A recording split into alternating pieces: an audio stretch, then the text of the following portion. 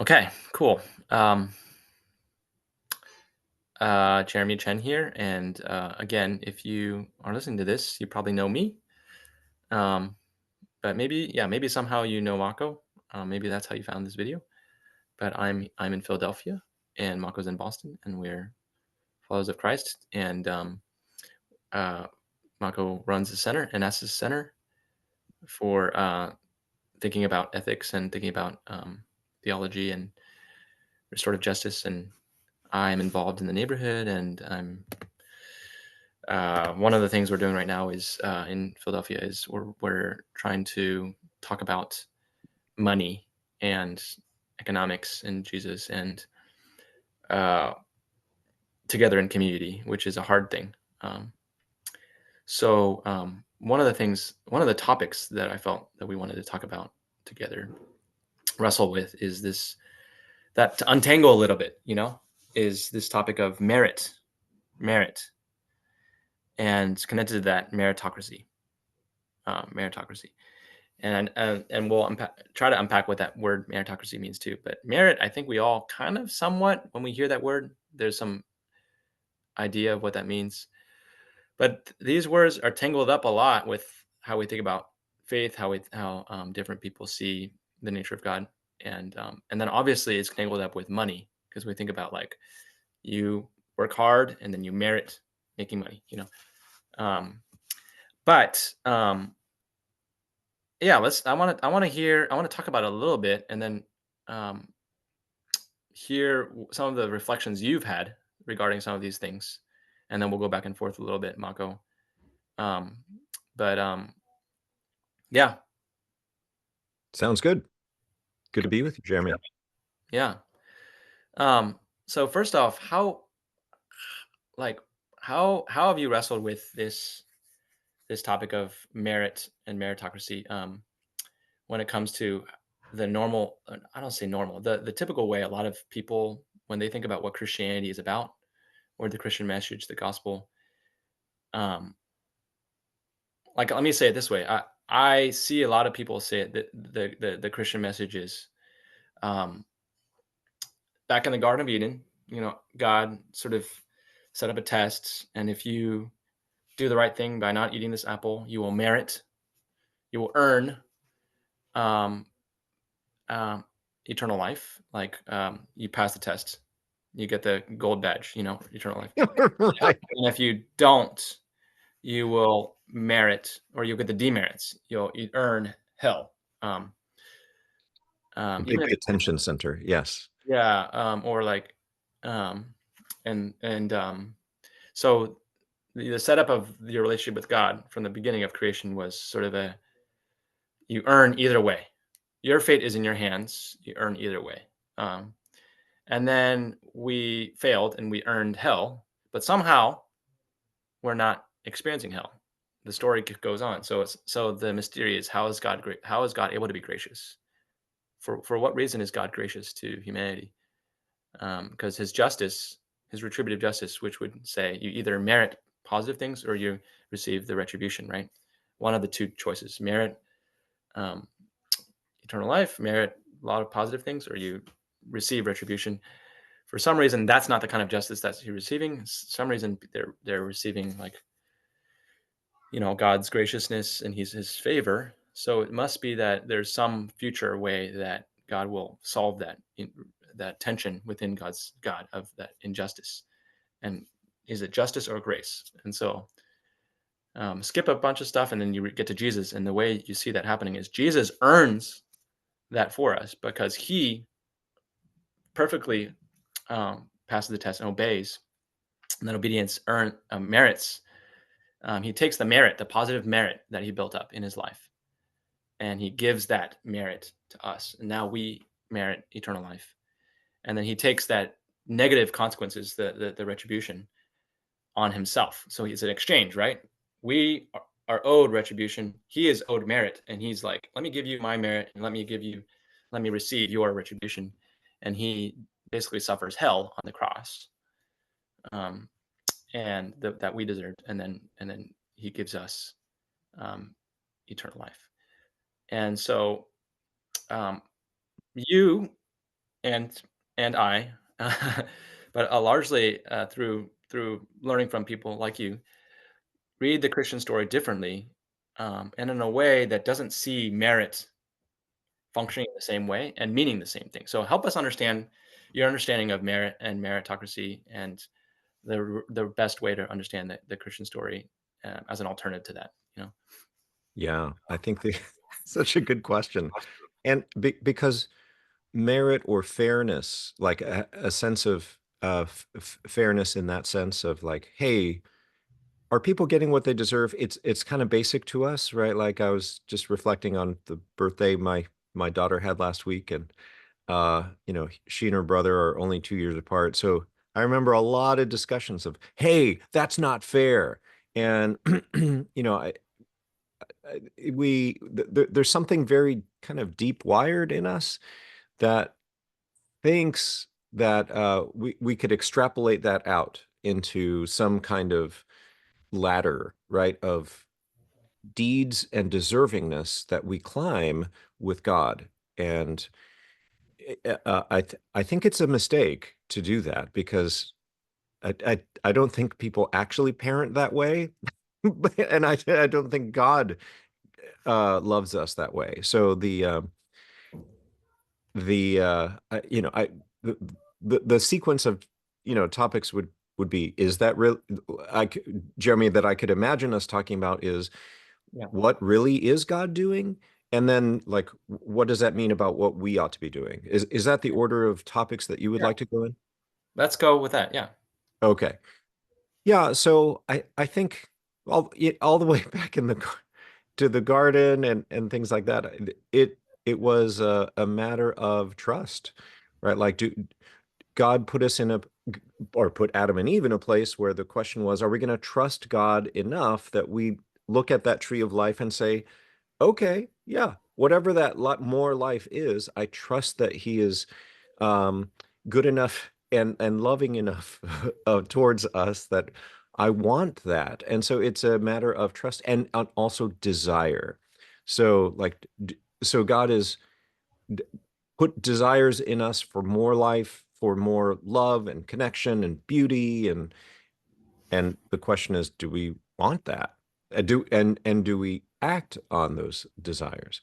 And when we messed up, that we took into ourselves weird desires, or we kind of deformed our desires and trusted ourselves more than God. So, it's that's a little harder, but it's a human nature question. So Jesus comes and gives us a new humanity, right? The new humanity that he's perfected in himself because he had to come live in a fallen humanity, the same kind you and I have with fallen desires, and wrestle through those desires in to kind of bend them back into the love of God. So I think that's why when we first encounter Jesus, there's always a part of us that is like, wow, there's something about him that is attractive, but also something about him that's challenging. And that's because our desires for goodness and justice and integrity and faithfulness recognize that there's something in him that is beautiful and good, and yet there's something that he's challenging in us too. And so it's like, we have a sin sickness, we have a disorder where our our tastes are a little messed up. Like we want junk food and not healthy food, or we want to be lazy and not actually exercise. These kinds of things, and or we want to self-medicate by going on spending sprees without paying attention to like what is that doing to us and the people around us.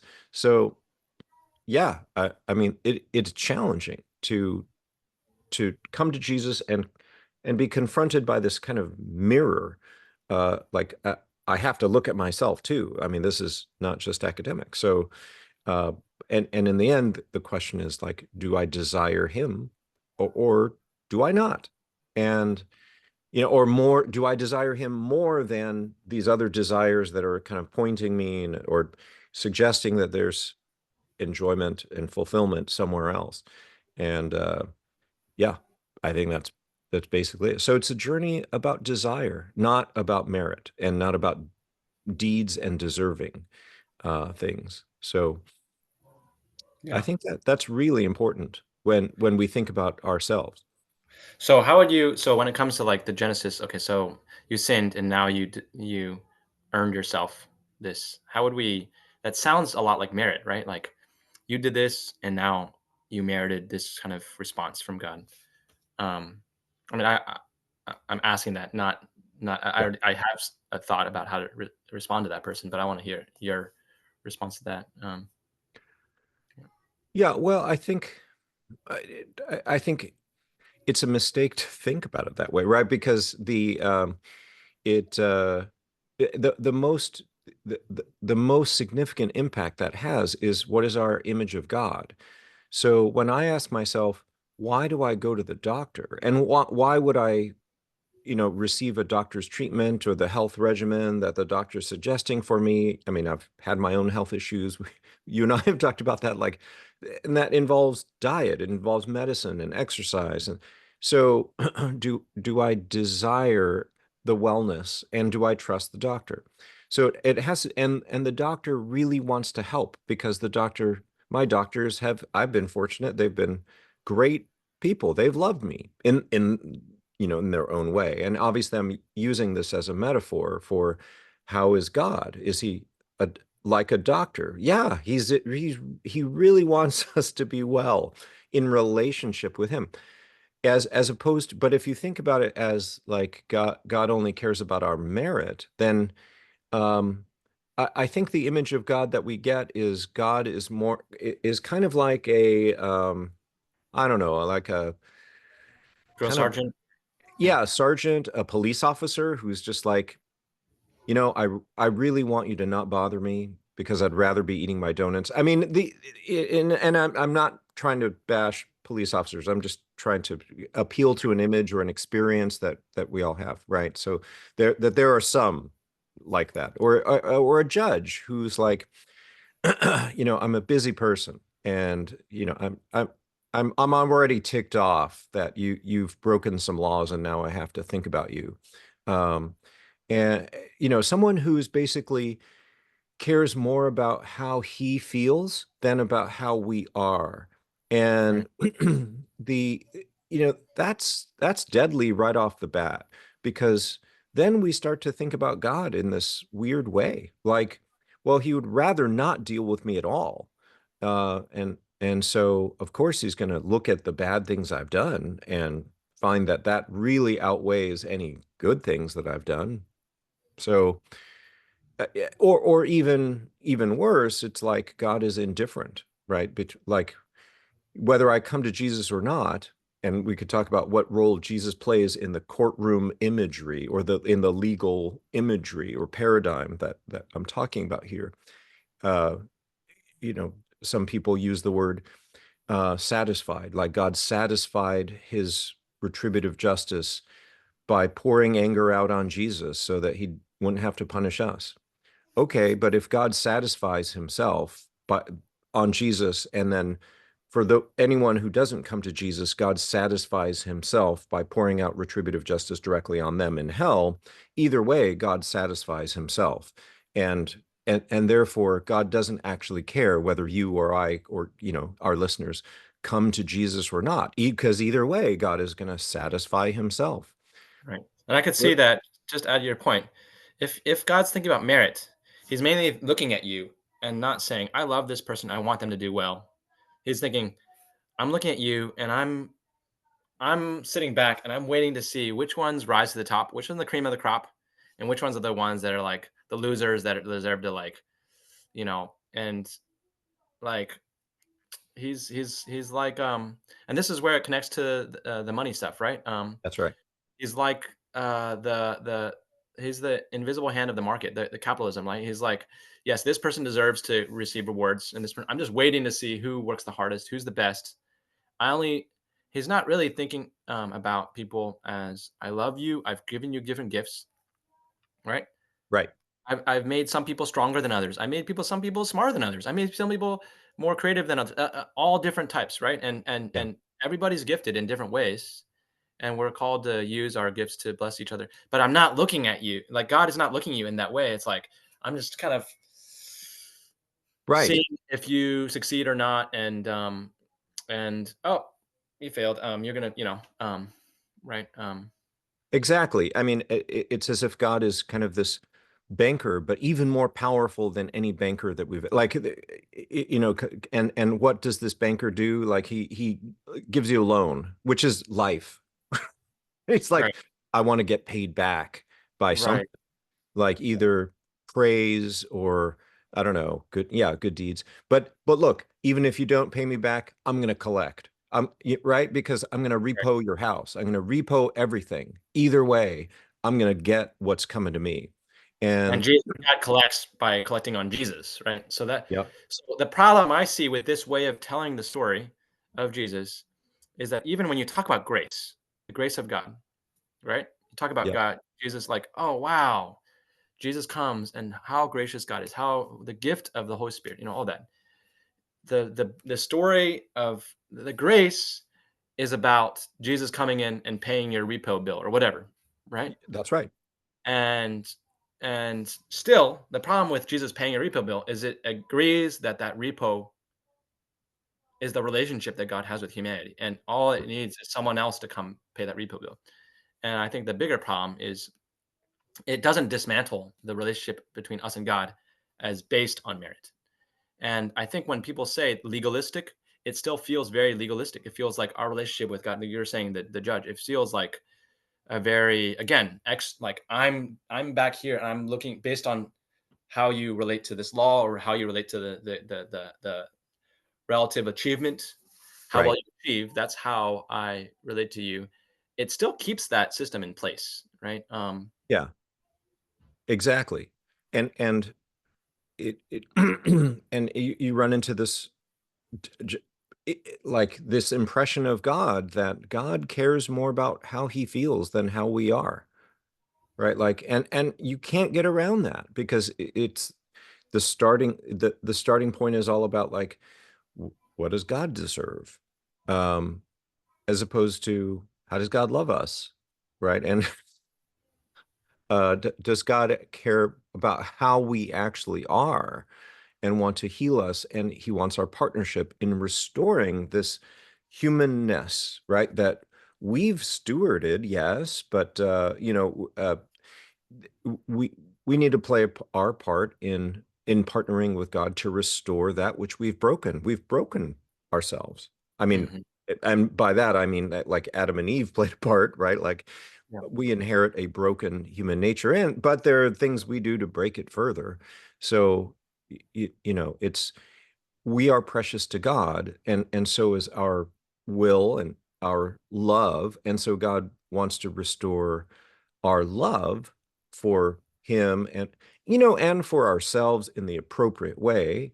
But that has to do with like kind of receiving Jesus so that Jesus and we can partner together in the restoration of my brokenness of who I am.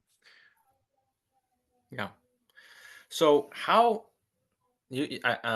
I think this question should map onto the roadmap you described. How does this kind of way of thinking about our relationship with God is mediated by this concept of merit, by achieving enough? Like it's almost like a tiger parent. This is like I'm talking about an Asian context. Some people might know what we're talking about, but like uh, you can go look up tiger parents.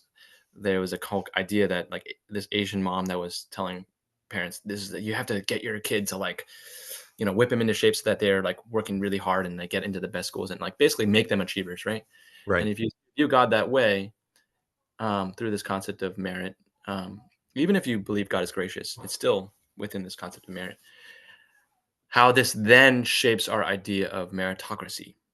And that's the other thing I want to talk about, right? Is meritocracy, this picture of meritocracy, the system of all of reality based on merit. Um, and and then of course that feeds into economics and how we look at people in this world, right? Like people that are doing well financially, or meaning they have a lot of money, they have good jobs, they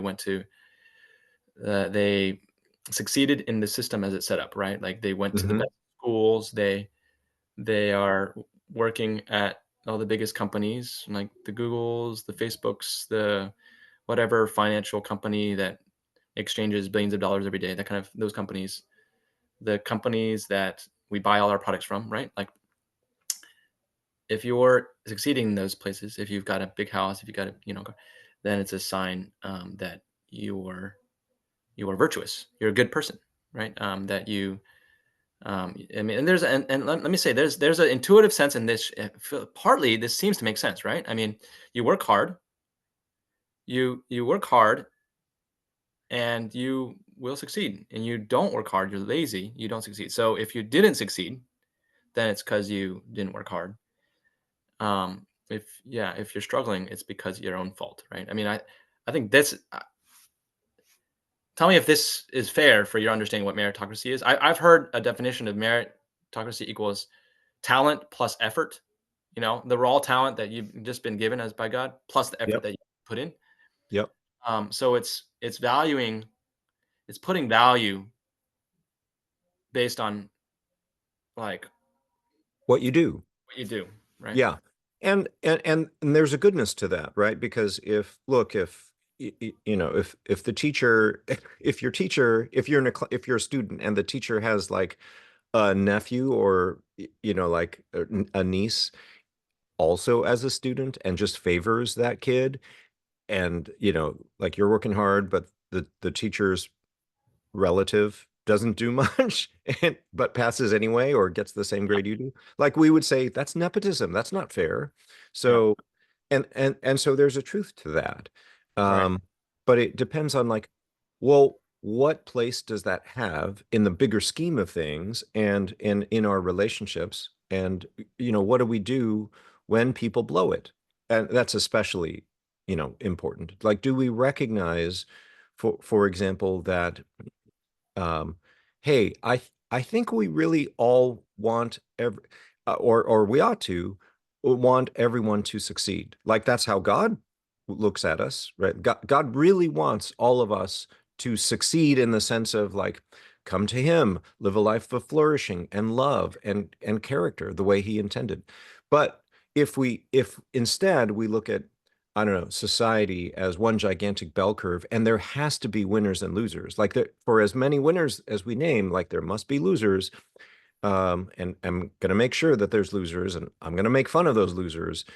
If Mhm. that's the whole point, right? Like if it's just like, Like to, reality is a game of we set up reality as Squid Games, yeah, you know? Like we make the rules, or God made the rules of reality, and it's basically Squid Games, like if it was something like that, right? Like that's right.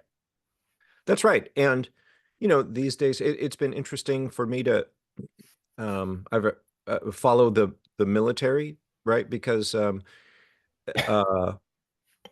a friend of mine is a chaplain in the military, and the military is realizing like, oh man, there's so many service members who can't afford housing, whose health is deteriorating because like the quality of care is it has been slipping, and people want to reinvest in all that.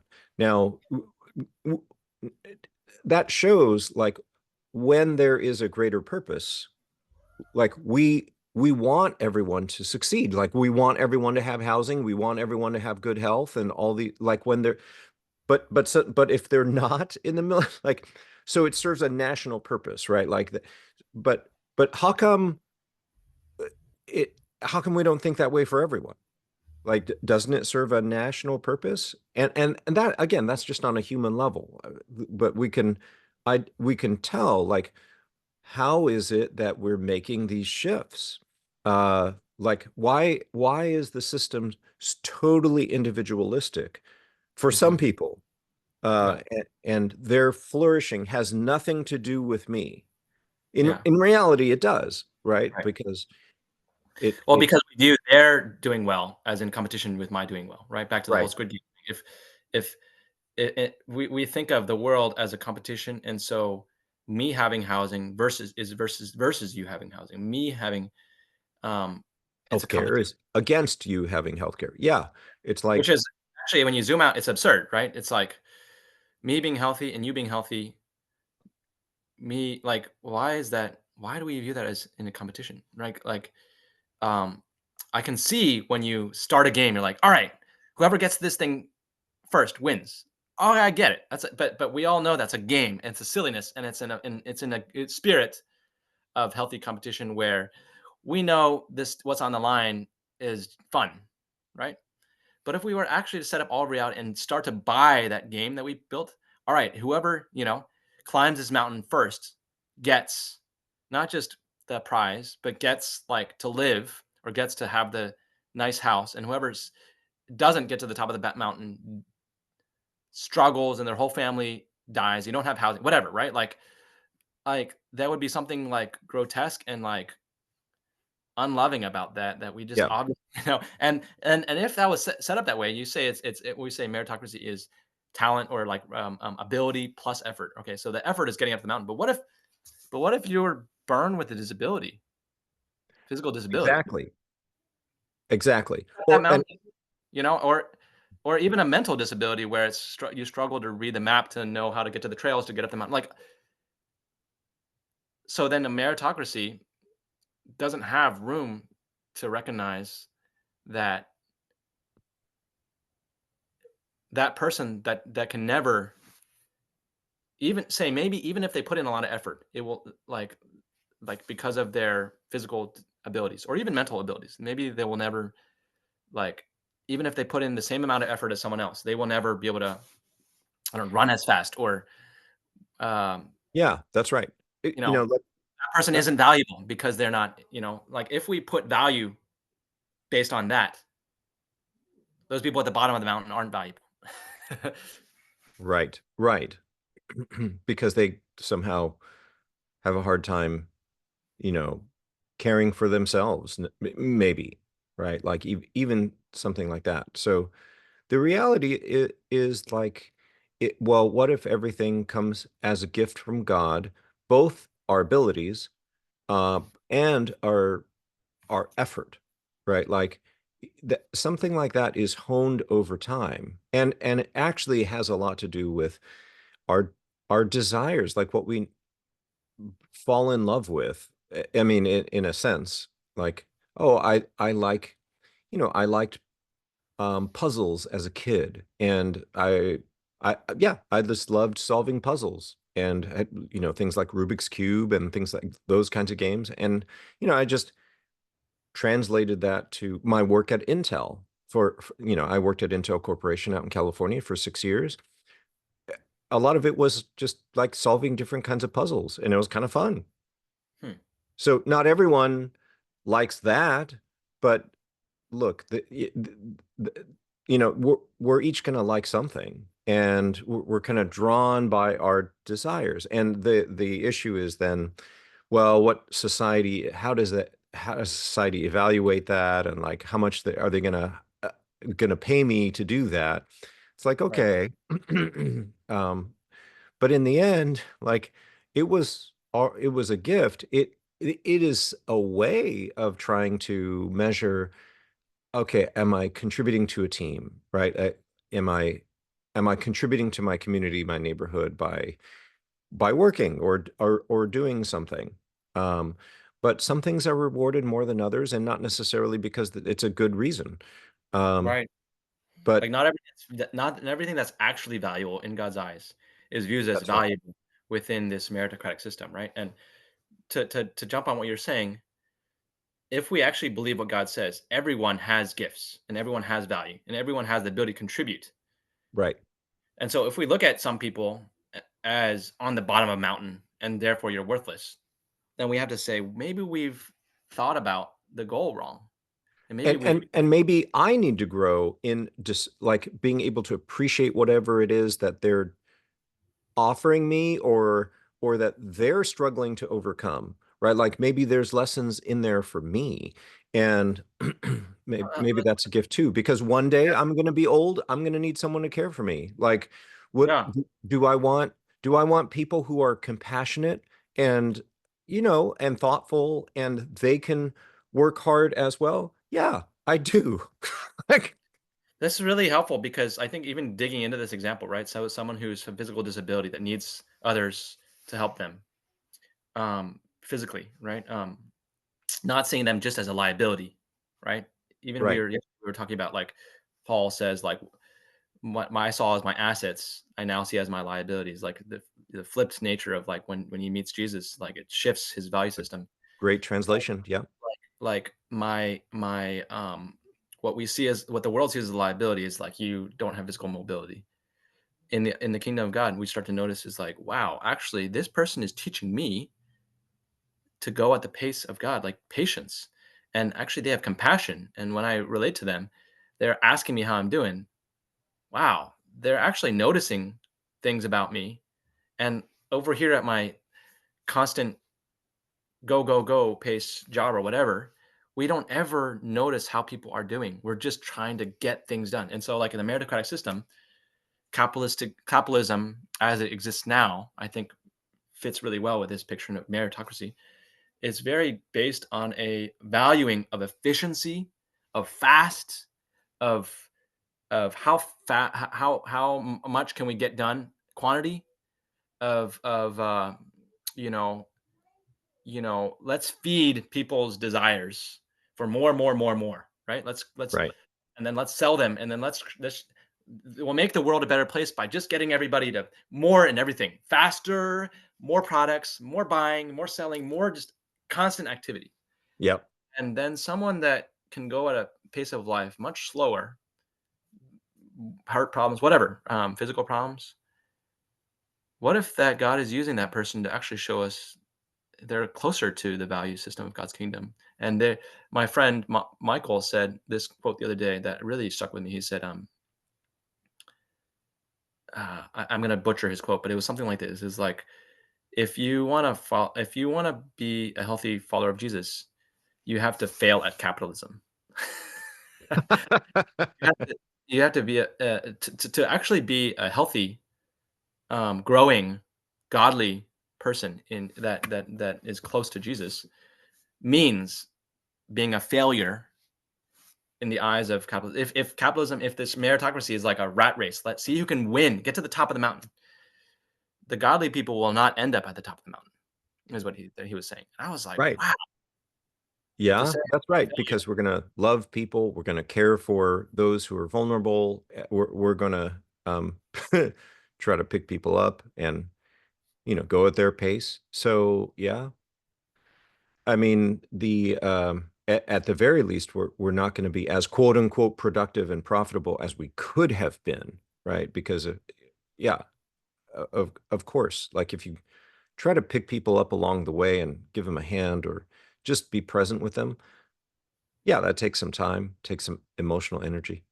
So, so yeah, but even I- you can flip it too, right? But even in a certain way, it's more productive, at least in the purposes of God. Like if we measured productivity, efficiency based on like healthy communities, healthy people, people that are mentally, emotionally having good relation, like yeah, yeah, we'll see we'll see something really life-giving in those people. Like, wow, there's something there that I just want that. And then I'm stuck in this like clawing my way to the top of the mountain, trying to pull people down so that there's too much room, right. clawing my way up. And man, why are we doing this? Why are we up here and nobody's happy and we all have tons of money, but we're not happy? Um, Yeah, yeah, something about that. If the yeah, aim is and to be happy, that those people have it better, right?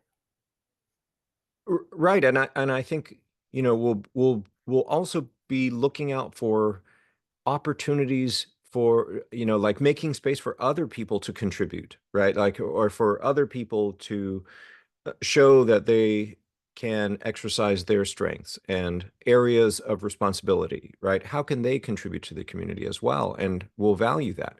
And sometimes we'll value that by a payment, right? Like if, look, my son went over on an emergency because friends of ours couldn't, their childcare fell through. And, and so they're going to pay my son to watch their infant son or baby son, today. And they'll pay him with money because there's a contribution that he's making. And that's great. It may or may not be a lot of money, but and I don't know. But the so Sometimes there will be a payment like that. Sometimes not. Sometimes it'll just be a thank you. I wish I can pay you, but Yeah. I can't. So so I think meritocracy, right? Like the idea that we want to express our thanks for hard work that other people have put in, that's totally valid. Hmm. The idea that we could compare people's contributions, not so much, right? Like that gets tricky. Hmm. And yet that's what our capitalist system, as we live in it now, tries to do, which is why we run into like all these problems. Like, why are elementary school teachers making so much less money than venture capitalists, right? Or Hmm. hedge fund managers? Like, are they really doing so much less or contributing so much less to our Yeah. kids, our families, the well-being of our communities? Or is that just a weird thing that American culture does? I mean, other countries pay their teachers a lot more. So because they recognize there's more value that that teachers are adding than what we in the US recognize. So that's just an example. Uh, Yeah. and Paul in the Apostle Paul in Ephesians 4 says those who steal should steal no longer, but work with their hands so that they can contribute to those who are in need. So, when we compare kind of uh, merit or working in a limited sense Yeah. to cheating, it's like, Yeah. okay, working fair is better than cheating. It's better than nepotism. It's better than like uh other And motivating your son when you know they're just kind of like chilling out and like becoming like a unmotivated sort of blob, right. to like both with the idea that working will actually be more rewarding for you as a, and then also build your, and you'll feel good as you build your muscles and you build your mind and you're working, getting involved, but not as a way to like, and it's not like I'm gonna love you if you only if you work, but it's we're gonna get to have a dynamic where I get to ask you at the end of the day, what did you do today? Versus like, oh, what did you do today? I only played video games. So there's Yes. intrinsic value of work to a degree, not not that like that crazy level of work Right, that. right. Because I think what we're trying to appreciate in working is like, hey, your desire to contribute to other people's lives and to make it better. Right. What it's dangerous is to go further and to say it's my identity, or to say, well, my contribution means so much more, or it's worth so much more than someone else's contribution. That we really do need to be careful. The And minute we start to view it like you were saying as a competition, the minute I'm like looking over my shoulder, like, oh, I'm better at this job than they are. Oh, I figured out the tricks.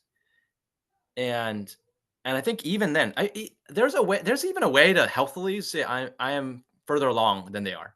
That's healthy, right? Be like, oh, I started this job earlier than them. I've figured out the best way to do this.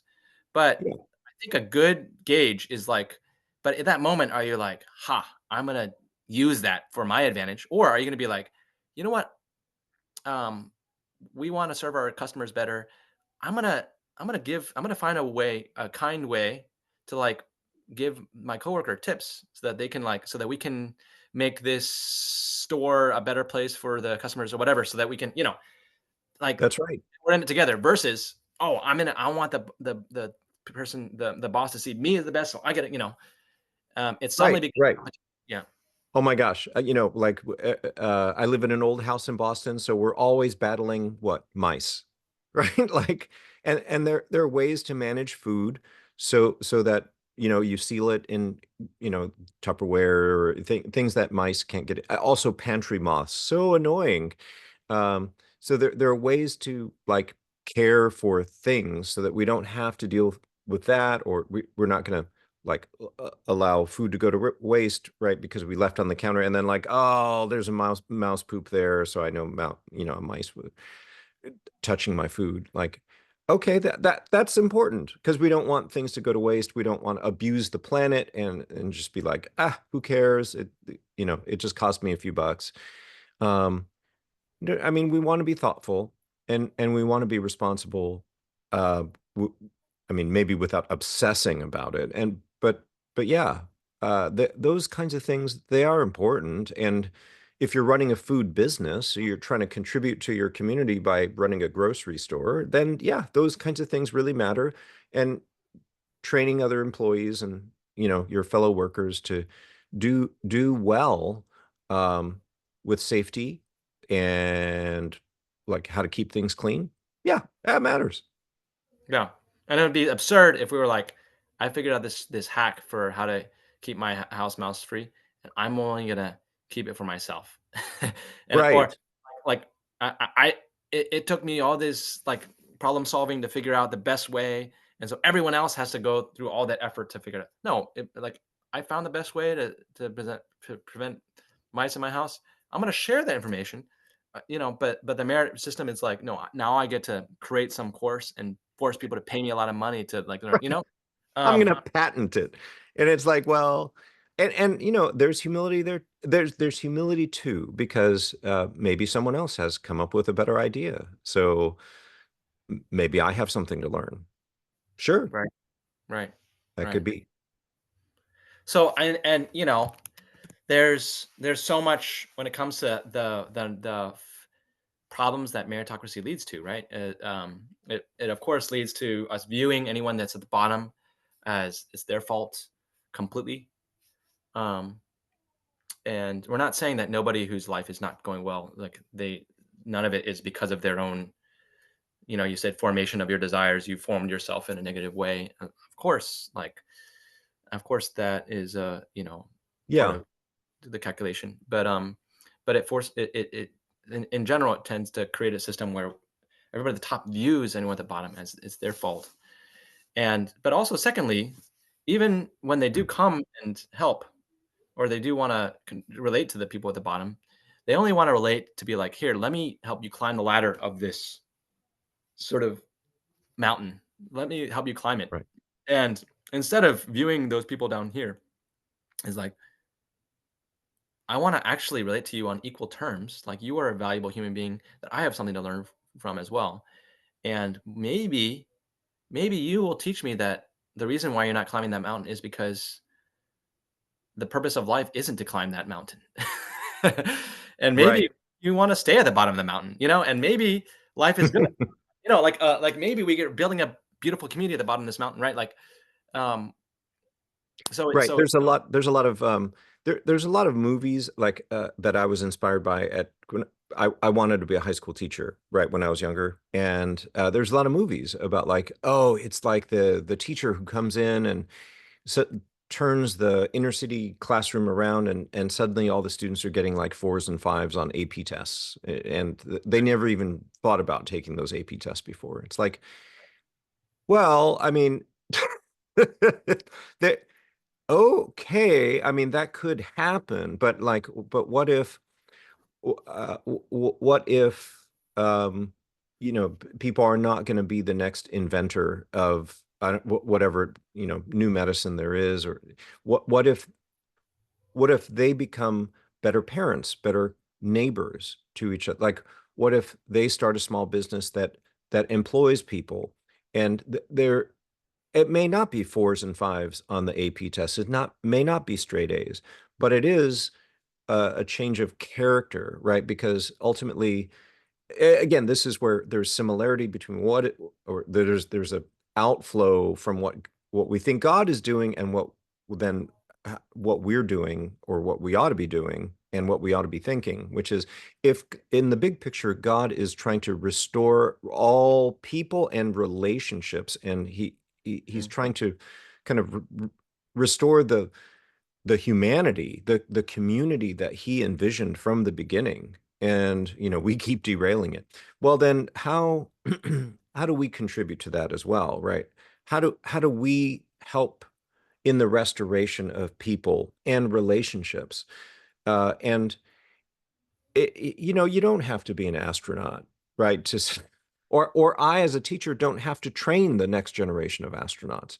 Right. But I do hope that there's something about uh, sharing Jesus and sharing stories about Jesus, sharing my own sense of being inspired by Jesus, that then God uses to inspire other people to work out a restoration of themselves in some way, right? Mhm. So yeah, and I hope it's the someone who's struggles with alcohol use, or abusing alcohol will say, this isn't who God made me to be. So I want to share in the restoration of my own life and the relationships that God has for me.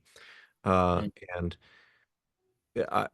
I, I hope that that person could hold down a job, right? Because it would be a reflection of, look, they took that seriously. Yeah. And do they have to be the next president of the United States? No. So so let's stop measuring up to that, and just say we're we're we're called by Jesus, and he is if we want to measure ourselves against someone, then let's measure us against Jesus. Yeah. And eh, because he's going to constantly hold our hand and catch us when we fall. So Mhm. Mhm.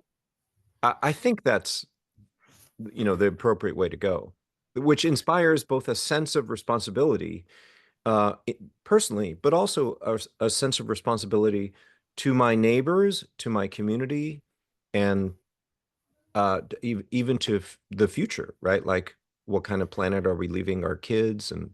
grandkids? Like, those kinds of questions matter. Even what you were saying about, like the teacher that comes to the inner city inspires them and then gets them all to like go to like the most elite institutions or whatever.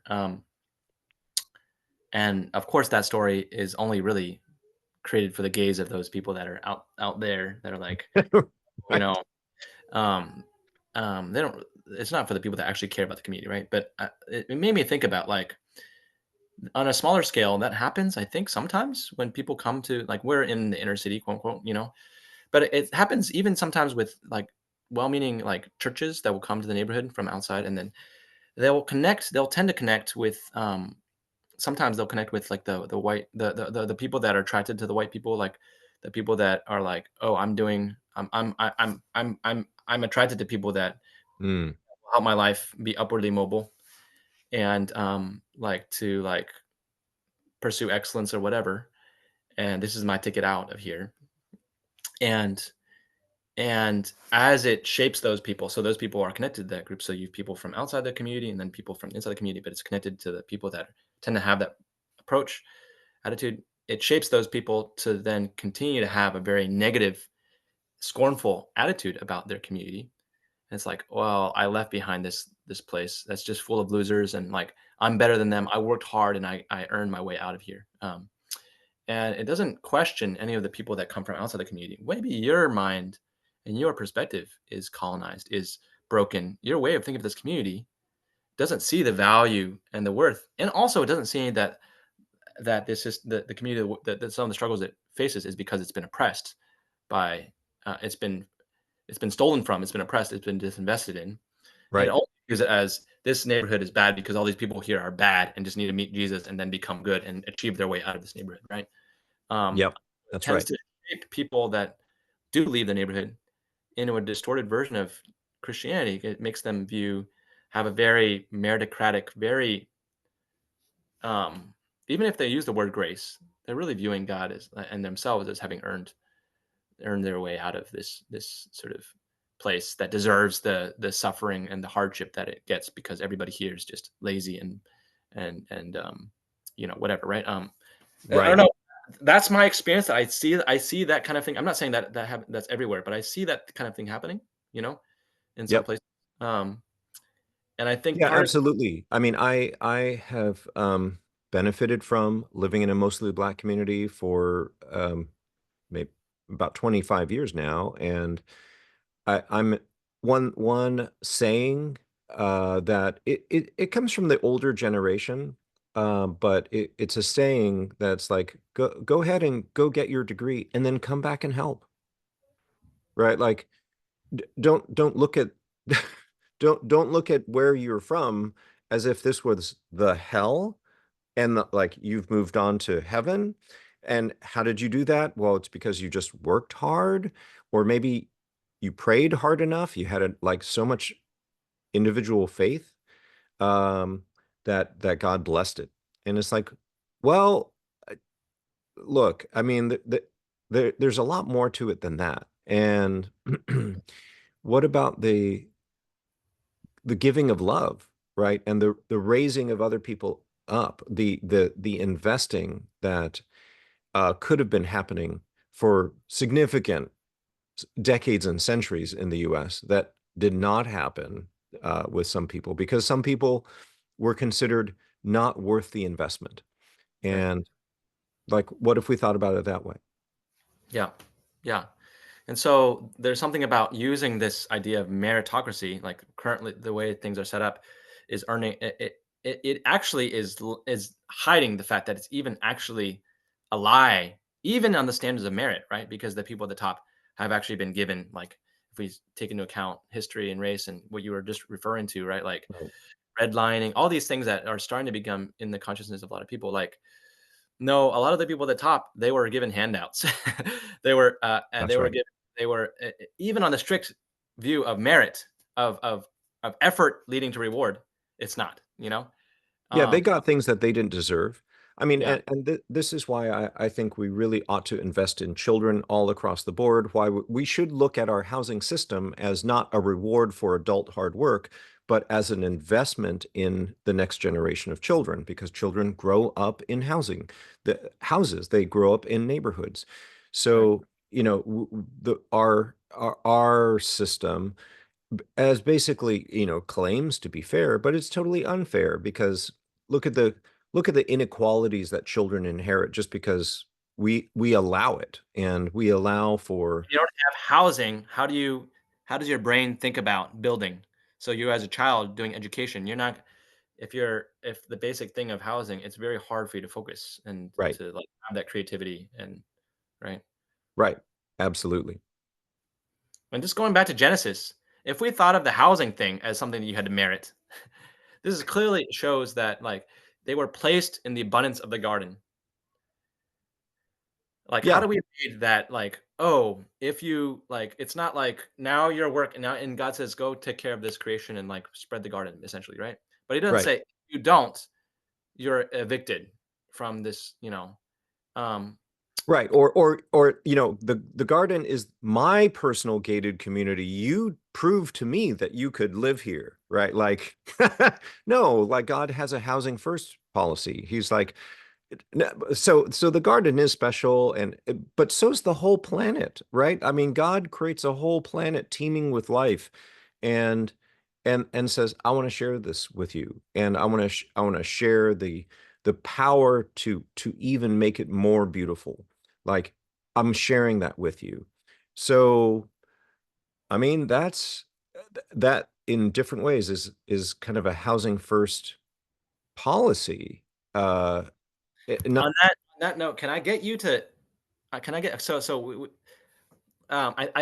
one thing why I wanted to talk to you about merit and meritocracy is because I think that there are some people that are 100% against merit to the point where, but I think that in your system, like you've talked about different kinds of justice, right? yeah. And merit justice is a part. It's but it's but we put it at the top, and we think that God's vision of justice is defined by merit, and it's like the mountain, right? But how would you, if you could do a quick explanation, and then I'll link to this little graphic that you created to help us understand that. But I found it super helpful the way you've articulated it because it helps us to order some of these things in our mind. So if you could explain that a little bit. Yeah, I think well, yeah. Thanks, Jeremy, for this is a question I'm really passionate about because I think when we say the word justice, there's actually four different principles that we refer to at different times, and we all do this, but we don't spend enough time thinking about like what am I just saying? So there's meritocratic justice, or I like to call it meritocratic retributive justice, because it gets at what you do, what have you done that is either rewarded or punished, right? Meritocracy is kind of the rewards, retribution is like the punishment. So, and again, it's real, like it's there in scripture and it's there in life. So, because there are passages, for example, Proverbs 10 or Second Thessalonians 3, it's like, if you don't work, you don't eat. Yeah, I mean, there's that. I'll have more to say about that, but in just a minute. But and like I said before, compared to cheating or nepotism or like, yeah, like this is a valid principle. We would say if we were passed over because of favoritism, we would say that's Right. not just that. Yeah. Like I worked hard, and okay, so there's that is a principle, meritocratic retributive justice. Second principle would be what we call distributive justice, which is, what do we need just because we're human? Just because we're human, right? Like clean air, food, water. I mean, I think most people like a level playing field. That's probably included. That's right. Uh, these days, some people are saying, "Hey, we need healthcare." That would be just because we're human. Like our Um, needs, based on our it's our needs. needs, yes, Yeah. and and this is what most of us would call like human rights based forms of justice. Like, what's the baseline here that we all need? And so that's distributive justice. There's libertarian justice, which is freedom is justice, right? And here's an example of that. Like if your parents were to say, like, I raised you so I get to call the shots about what you do in life, who you marry, where you live, how much money you give to me. Most of us at some point would say that's not just, that's not fair. Like, uh, and behind that is the idea that freedom is justice, or at least that there's a kind of freedom, right? Like that we are meant to enjoy. Right. And So then, the first one was desert, what you deserve. yeah, The second is what you what need, we need. and then this third one is what you can choose. Was that what you choose? Choice? Sure. Yeah. Choice? Yeah. What you get to choose. Right. And then restorative justice in a broad sense, I think, is a vision of healthy relationships, right? So, and one form of that is citizenship, right? Like I have a relationship with other citizens in the US that I didn't choose. So how come I can't just sell my vote? I mean, Elon Musk thinks I can sell my vote, but these days, sorry if that's a bit too Yeah, I on the didn't know. nose, but or how come I can't go sell my US passport on the open market? How come I'm not free to do that? Well, it's Yeah. because we think of our relationship with other citizens in a way that is like, we're not supposed to do that. That Yeah. that endangers something, right? Like, um, or it takes something that is maybe sacred and allows money to dictate that. So, Right. uh, how come so that would be a form of restorative or a relational justice, right? Like, where we start with what is a healthy vision for relationship, and that matters. Like, what kind of community are we trying for here? Like, if you're trying to find a place to live, does it matter to you? Like, when you're looking at, let's say, a big apartment complex, like what kind of vision for relationship they have. What if every one of those families, you know, um, has small kids and owns a gun in that apartment complex? Does that matter to you? I think it would matter, right? Because this is getting at what vision for relationship and community do we have here? Right. So the those are the four principles. And uh, again, meritocratic retributive justice, or what you deserve, uh, distributive justice, or what do you need? What do we need? Libertarian justice, what do you get to choose? And then restorative justice, what vision for relationship or Explain. community How wins do you? out. Yeah. And I think basically this is, Republicans, broadly speaking, and Democrats just choose different things or they order things differently. So Republicans tend to say libertarian justice is first, right? That's the libertarian wing of the party, the Ron Paul libertarian wing, and then Freedom meritocratic to choose. retributive I justice. want. I want. Don't limit my opportunities to choice. Yeah, Yeah. don't limit my freedom, my choices, and then there's the Mitt Romney's, the meritocratic retributive. So, hey, if you do the right thing, you should get rewarded. If you break a law, you should go to jail, right? Like it's that simple. I mean, Democrats, I think, try to do something a little different. They most will say it's a combination of needs-based distributive justice, like let's give people what they need, or let's make sure there's a floor underneath people so that they don't fall under the floor into the basement and hurt themselves. And and then there's a kind of meritocratic justice and a kind of libertarian justice too. It's like people should be free to marry who they want or love who they want. Right. And so I think it usually goes like, and then there is meritocratic justice, but it's what I'm proposing is that actually, as Christians, we are following a God who has a vision for all relationships. And so, we need to be allow ourselves to be challenged by that. And so restorative justice comes first, Okay. distributive justice comes second, meritocratic justice comes third, and libertarian justice, like our choices and freedoms, that is important still. But it comes last, and it's kind of framed a little differently, I would say.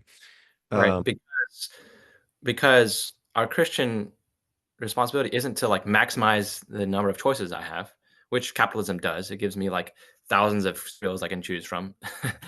but right.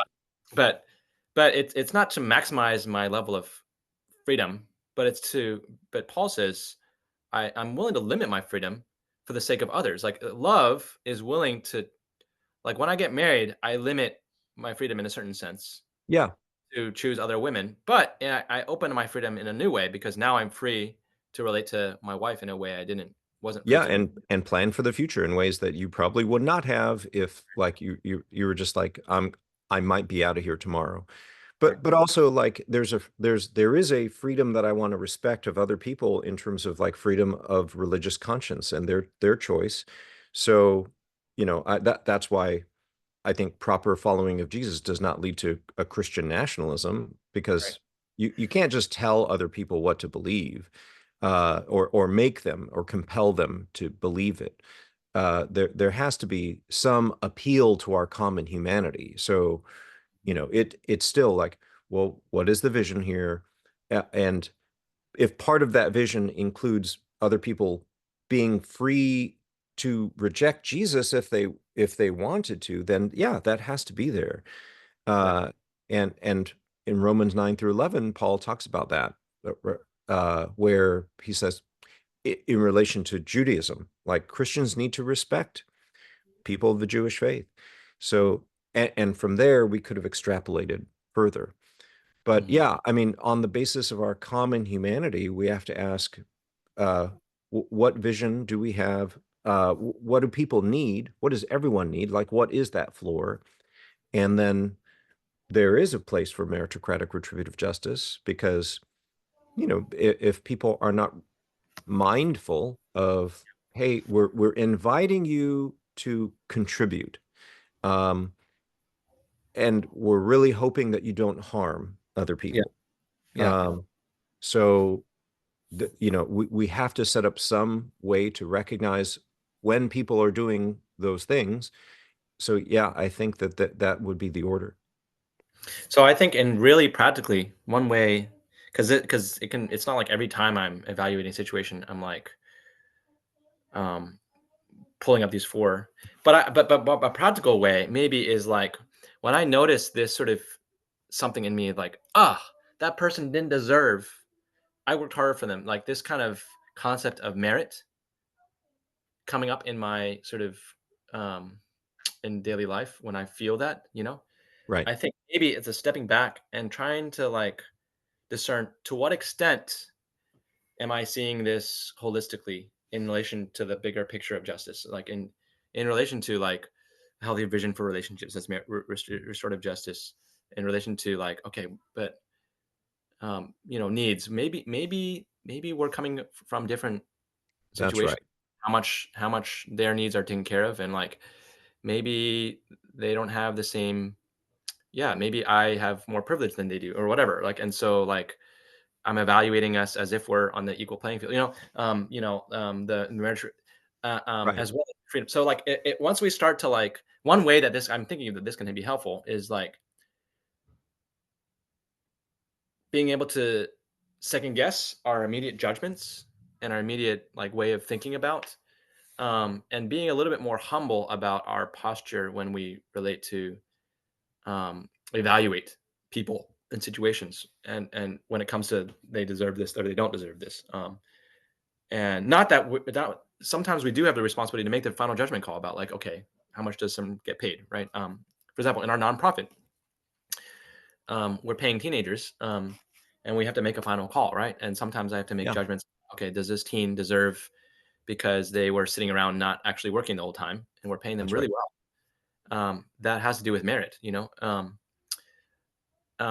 but maybe then the teen comes to me and is like, okay, my family, like, we don't have food for this, or we can't pay the electric bill, even though I'm not going to pay them more for the work they did. Maybe on a separate, let's have a separate conversation. Can we figure out ways to help make sure that your needs are covered, right? Right.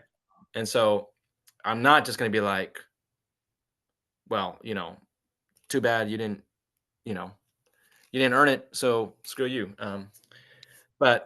but we're thinking through different levels of what does justice look like? What does it look like to have a healthy place for merit and earning, but not at a way that this is my all-consuming way of thinking about people, and in a way that doesn't account for the bigger picture of the relationships God wants us to have with each other, right? Something like that. That's right. That's right. I think of it is fresh in my mind. There's I think Wyoming Senator Ron Johnson.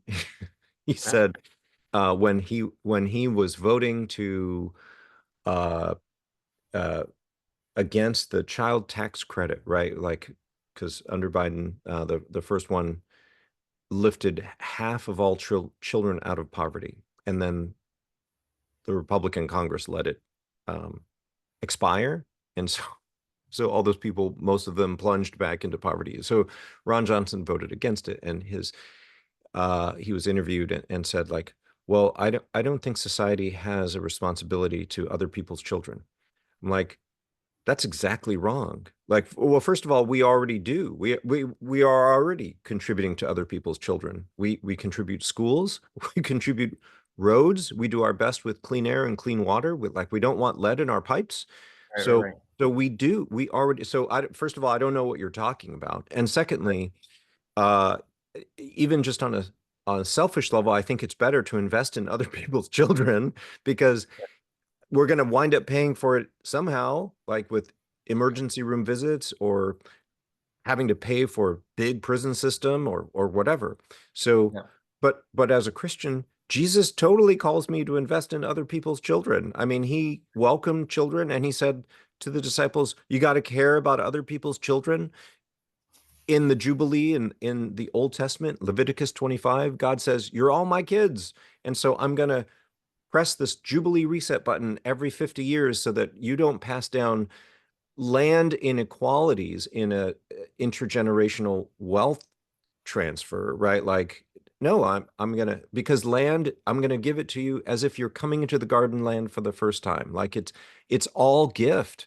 And there are other forms of wealth, clothes, animals, maybe even jewelry and other things. So that's fine. But like land is so basic. It's your health, it's your mental health, it's your place in the community, it's your first school, it's probably your first job, right? Like in that culture and time.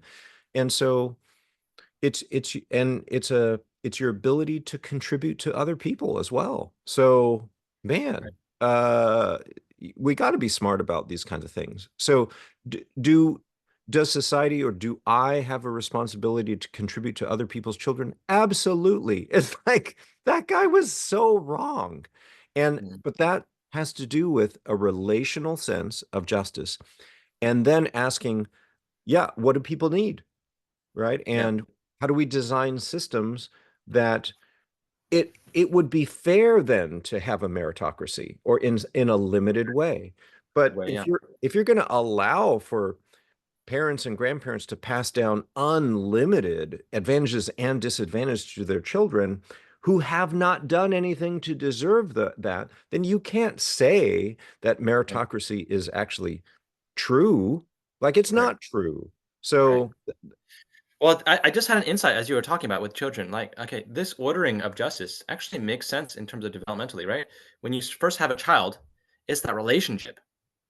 I have a relationship with you. So it's a proper relationship with that child. That's number one. Number two, you've got this little baby here, and now you're thinking about their needs. You're not thinking about, do they merit, like, oh, they cried less today. They were more nice. They were more peaceful, more well mannered of a child. So they're gonna, you get your milk. No, like, we obviously right, know you are your needs. I'm here to take care of your needs. This baby, right? right. And then next, as they develop, right? My daughter's now 2.5, and they're starting to sort of have this kind of like, we have to help form her with boundaries and like, oh, you can tell her showing self-control now, and sometimes it can be like, okay, if you wait long enough later, if you do this later, you get to have little popsicle, right? Like, that is a level of now introducing merit and punishment, or oh, you That's right. had to you were being, I don't think that you should get this reward later, right? But then finally, this concept of libertarian or choice, as their as their wisdom develops and they have the capacity to make informed choices, right? Yeah. And then that's the last one, right? So in some ways, it makes sense given the natural development. And if we were to flip it and start with choice, telling a baby the most important. Yeah, right. Telling little kids, you get to choose like whether to eat whatever you want to eat. Like who does that? That is awful, right? Like that they're never going to choose what is healthy. And the In retribution, like, it doesn't make sense at that level. Yeah. yep, yep. Yeah, that's a good analogy. Like human development is that way. Yeah. Yeah, this is super helpful. I mean, I think there's a lot to unpack when it comes to talking about merit and meritocracy. And I hope that this can be a teaser to begin sort of wrestling. I want this word merit for us to pull it out and focus on it, because then we might start to realize to what extent, we are stuck in, and this is a bigger picture of what we've been doing in this Bible study, is both doing the personal level, like work on personal finances and budgets, and like work on understanding your own relationship to money, working on your even internal motivations. Why am I envious of this other person? Why am I judging how this way this person spent money, right? How can we be in solidarity with each other so that we can help each other grow in our finances? That's this level. But then we also are trying to work on this bigger picture level of understanding the systems that we're stuck in. Part of what we've done is also work through some of the curriculum that you created, Mako, and even thinking about the housing injustice, and like, why is it that Black and Brown home ownership is so much lower, and what are the historical reasons, that injustice that has led to that. But also, Absolutely. we've talked about this concept of neoliberalism and hypercapitalism, and like, it's a very abstract and hard to understand idea in the beginning, but over time, the reason we want to keep bringing up these terms, these words, is that maybe over time we start to feel for, oh, I think I can kind of feel how this system works, and I'm realizing that I'm in this system because I see how people behave and all of these things that we're talking about. I'm starting to notice it. Um, it's not like this wall the color green that I can see it very obviously. But I'm starting to see how things work in this system. You start to notice it. And then we became able to realize, oh, what does it look like to intentionally follow the system? Jesus is sometimes we have to go against the grain of this system. And that's the reason I want to educate us is that we're learning to understand these concepts. Is because sometimes we go with the flow of the way the system works, right? And it's not, and sometimes it's not intentional. It's just like that's how we've been shaped, right, by the system as it works, right? To think about what's normal. We may never have thought about justice and what is right and wrong, or these different layers of justice. It might not come to our mind. We just assume the moment where we feel something's wrong and unjust, we're like, that's unjust. That's not right. Well, we never actually reflected on this. Well, Hmm. how come these people think that this is right and these people think it's right? And how do we measure between them? And you were just talking about Republicans and Democrats, different visions. And over time, we have to learn to evaluate and discern and think about this. And and then what that can do is that then will notice, hey, this is how the systems work. It's like the water in the stream. If I just go with the flow, it's going to carry me in this direction. But what if Jesus is trying to carry me in a different direction and I'm going to feel the friction? I'm going to feel like I'm going against the grain sometimes. Hmm. I have to notice in those moments where I'm tempted to evaluate what's right and what's just in this way. I need to actually go against that a little bit, right? That's my sense. Hmm. We want to have these conversations, and I'm hoping that this has helps do that, right? Thinking about merit. Um, Well, well, I'm super thrilled that you and your friends, are doing that because this is so important in this day and age. So blessings on you guys as you do that, and thanks for, letting me speak into that a little bit. And I hope this is helpful. yeah. Thanks. Good stuff. Yeah. Can I